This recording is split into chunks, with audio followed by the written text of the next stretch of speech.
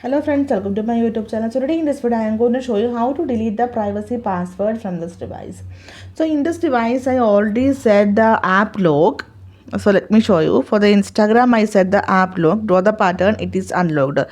So this is the privacy password. So let me show you how to delete the privacy password from this device. For this, go to settings, then scroll down, tap on security and privacy, then scroll down.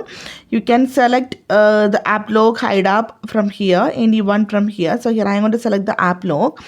Draw the pattern, the current pattern, then tap on the three dots on the top right side, tap on settings, then tap on privacy password. Again draw the current password. So here you can see two options: turn off password, change password. To delete the privacy password, tap on the option turn off password, turn off. Again enter the current privacy password. That's it.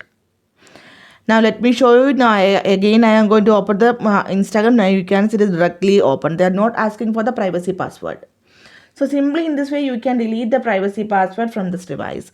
So hope you guys enjoy this video. Thank you for watching. Thank you. Bye bye.